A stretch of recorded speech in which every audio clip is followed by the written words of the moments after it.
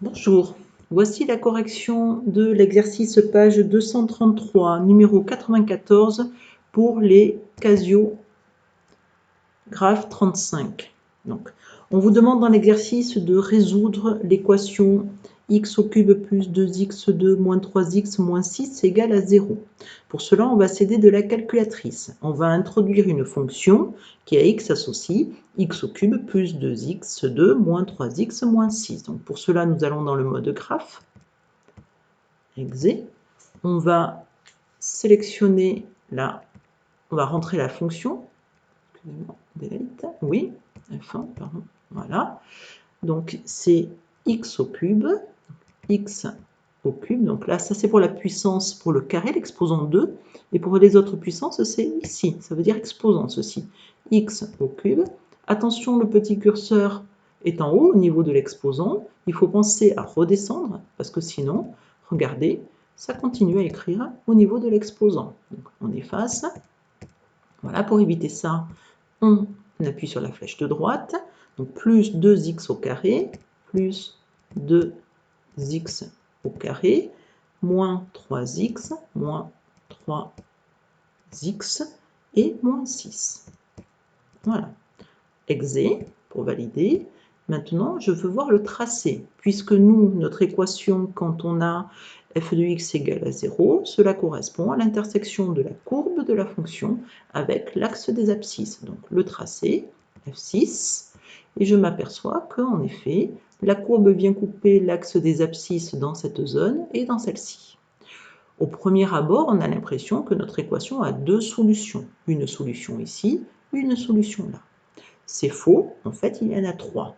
On va s'apercevoir qu'ici, il y a deux solutions. Alors, pour le voir, il va falloir changer la fenêtre. On va venir zoomer dans cette zone. Donc, on va réduire les x-min, on va réduire ici au niveau des x-max, et on va aussi réduire au niveau des y, de façon à pouvoir amplifier le fait que la courbe va passer certainement au-dessus de l'axe des abscisses. Alors pour changer la fenêtre, il faut utiliser Window. Donc Shift, Window, F3. Donc on a dit qu'au niveau des abscisses, on pouvait diminuer. On va mettre moins 3. Exe. Au niveau des abscisses positives, négatives aussi, excusez-moi, je peux diminuer 3. Et au niveau des ordonnées, on peut diminuer aussi. Donc par exemple, on va commencer par mettre moins 2 et 2. On n'est pas obligé de trouver les bonnes valeurs de suite. Vous pouvez y aller à tâtons et voir au fur et à mesure ce que ça fait. Voilà. On refait tracer, draw, la courbe. Ah, et je m'aperçois, alors sur les graphes 35, la finition de tracé n'est pas très jolie. Donc là, on va venir diminuer. On voit que la courbe passe au-dessus quand même néanmoins, mais ce n'est pas flagrant dans les 35. Donc ici, on va mettre y max 1, y min moins 1. Alors, je retourne dans ma fenêtre, Shift, Window, donc je descends. Au niveau des Y-min, je vais mettre moins 1. Et au niveau des Y-max, je vais mettre 1. Exe, et je fais exe, encore, ou quitte, c'est pareil.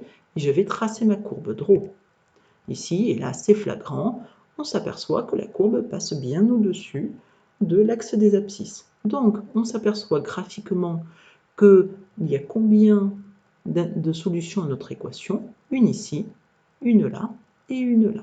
Donc, une qui semble être moins 2, une qui semble être moins 1,7, on ne sait pas trop, et ici, plus 1,7, 7 sûrement. D'accord?